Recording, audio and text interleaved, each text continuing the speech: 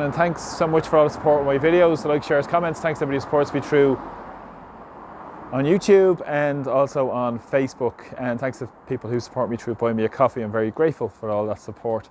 Tonight I'm down at the International Protection office here on Mount Street in Dublin. You can see all the tents down there. At least 50 tents down there. Currently there's up to 900 people that have come into Ireland the last number of weeks that are without a place to stay. And we've seen in the context of our housing crisis, and we've seen in the context of the immigration chaos created by the government's policies. This is the reality of it on the ground. Today, the government announced that the hotel in Drogheda, a hotel that can cater up to 500 people, has been a contract that's been signed for 2 years to provide accommodation for asylum seekers. This hotel was recently bought by a new owner, and they agreed a 2-year deal with Roderick O'Gorman and the Department of Integration, or Disintegration we should rather call it, to have that deal to provide accommodation for 500 people for up to 2 years. I've spoken in many videos about the huge amount of money that's been made by this profiteers, by the big hotel groups, guest houses, B&Bs. Up to 50% of the hotels rooms in Ireland have been taken over because of asylum seeker and refugee accommodation for people coming from various other parts of the world, and how it's been used by the big employers for wages as well. But the 1% that the Irish government represents, the political establishment represents, have created this chaotic policy that benefits the super rich and super wealthy, and the people behind me are just pawns in that game that are being used to benefit and divide people in society, when they know there's already huge pressures on services in Ireland because of lack of redistribution of wealth. We've seen the huge homeless crisis, housing disaster. We've seen the health crisis, education chaos as well, and employment and job chaos as well, with Ireland being a low wage economy. But this benefits the Irish government, benefits the political classes, and benefits the ruling classes that they represent and profit all the time, which has created so much division in Irish society. And we've seen huge amounts of protests because of all this. And again, the Irish government don't listen. They continue on the same path without listening to the ordinary people's genuine concerns. Because currently there are up to 75,000 Ukrainians are in state-supported accommodation. There are up to 30,000 people in direct provision centres across the country.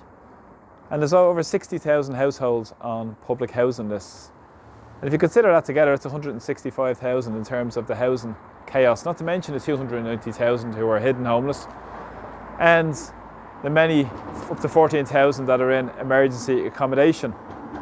Now as well, the Irish government is looking at signing up to this EU Migration Pact over the next number of months. By May this has to be signed up on, which again there is an opt-out for Ireland regarding this, but Ireland again are going to be pushing it on and playing the narrative to push the interests of the 1% and the ruling classes as well. And this comes in the context of the huge amount of new industrial direct provision centres that are going to be built in probably June, or announced in June of this year. We're up to 6 of these big centres in locations all around the country are going to be decided upon after the European and local elections, coincidentally enough, despite what the Irish government are trying to do at the moment by trying to say they're listening to people's concerns when they're not. And this again demonstrates the fact that the Irish government is going to be pushing ahead with these plans that are going to house up to probably 1,000 to 2,000 people, which is going to be a huge amount of people. And now we've seen as well the huge contacts of the safe countries that they've announced recently. The Irish government have announced up to 10 safe countries on this list, and there are many people waiting years in direct provision for their applications to be heard, such as Mosney, and that site out in Gormanstown, near Gormanstown in County Meath. which has housed a direct provision centre for over 20 years, and many people have been waiting for their claims to be processed for up to that period of time.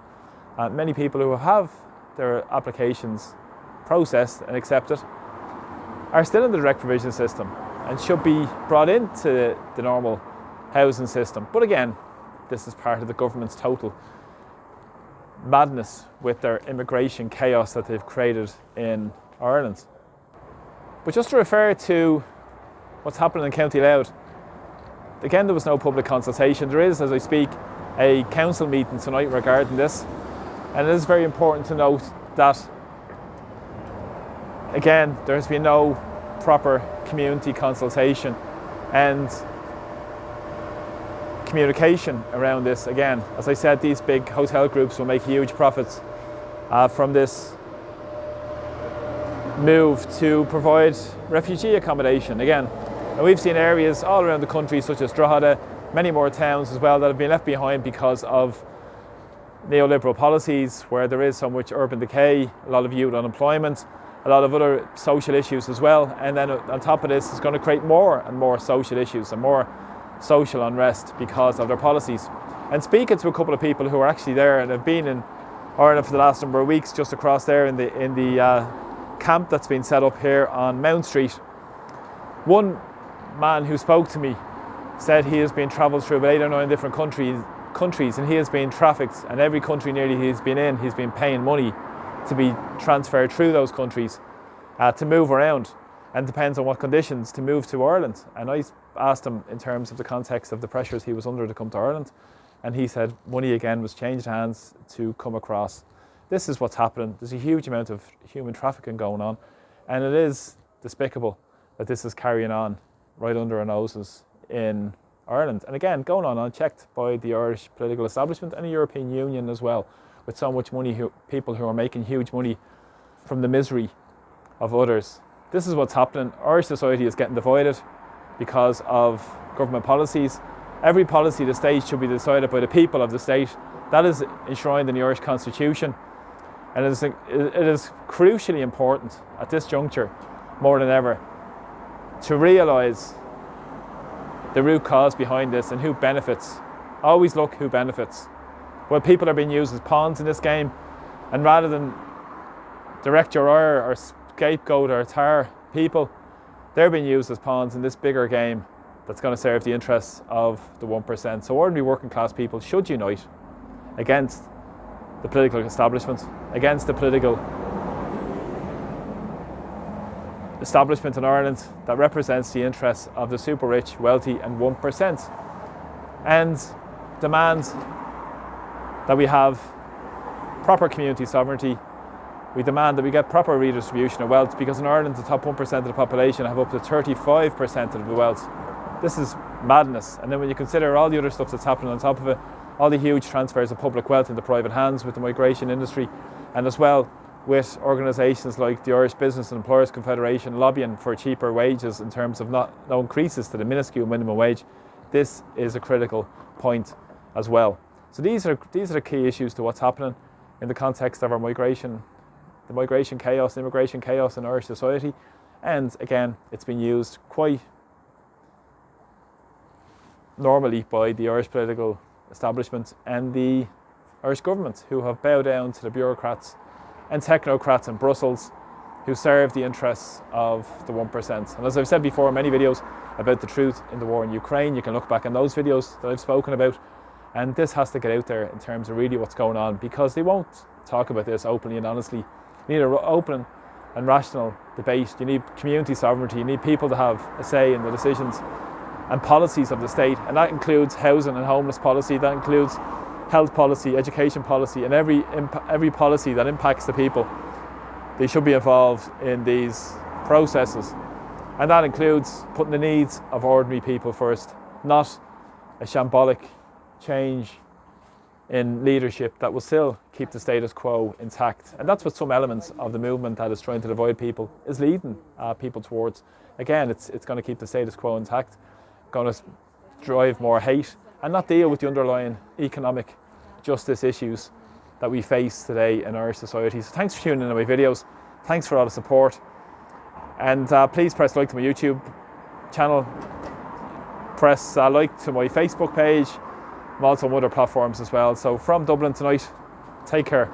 I'll talk to you all soon. Slán.